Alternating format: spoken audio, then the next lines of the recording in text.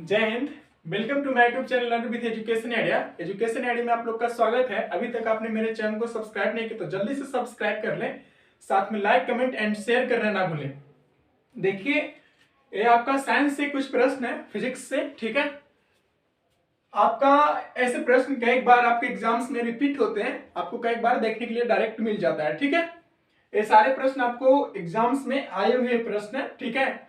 कहाँ आए हैं मैं आपको इसको कराऊंगा तो बताऊंगा अभी, ठीक है। पहला प्रश्न जो आपको दिख रहा होगा ऊपर में, ये नाभिकीय रिएक्टर से है, न्यूक्लियर रिएक्टर से है, ठीक है। पहला प्रश्न आपका है कि न्यूक्लियर रिएक्टर में न्यूट्रॉन को अवमंदित किया जाता है। इसका मतलब है कि किससे किया जाता है, ठीक है। न्यूक्लियर रिएक्टर में न्यूट्रॉन को अवमंदित किससे किया जाता है, प्रश्न आपका ए है। लेकिन डायरेक्ट एग्जाम्स में इस प्रकार से लिखा हुआ था कि न्यूक्लियर रिएक्टर में न्यूट्रॉन को अवमंदित किया जाता है, तो आपको समझना है कि किससे किया जाता है, ठीक है। आपका 4 ऑप्शन है।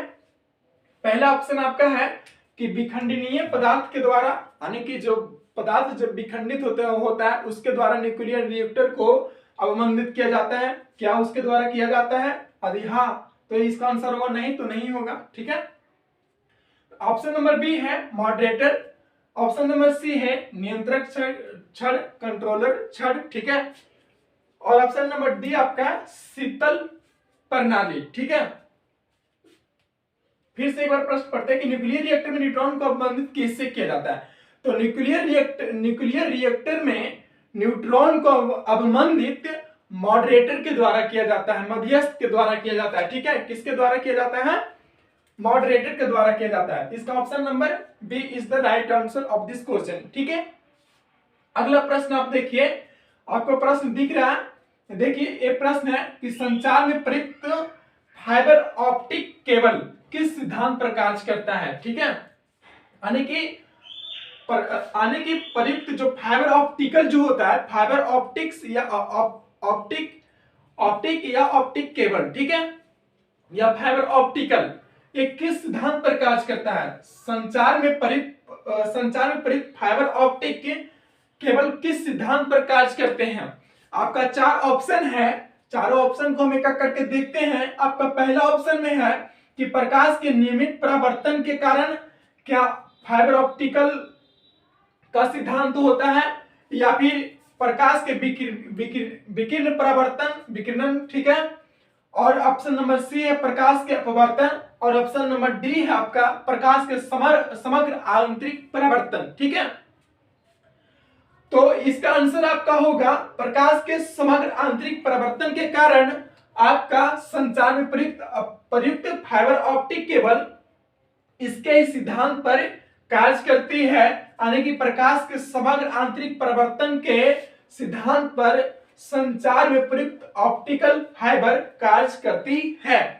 इसका आंसर होगा ऑप्शन नंबर डी। इसका आंसर होगा ऑप्शन नंबर डी। आपका प्रश्न आया था आपका सीजीएल में, एसएससी सीजीएल 2013 में प्रश्न आया था कि संचार में प्रयुक्त फाइबर ऑप्टिक केबल किस सिद्धांत पर कार्य करती है। तो ये आपका प्रकाश के समग्र आंतरिक परिवर्तन के सिद्धांत पर आपका ऑप्टिकल फाइबर कार्य करती है, ठीक है। आपका अगला प्रश्न है कि प्रकाश के विद्युत चुंबकीय स्वरूप की खोज किसने किया था? प्रकाश के विद्युत चुंबकीय स्वरूप की खोज किसने किया था? आपको वैज्ञानिक के नाम बताना है, ठीक है।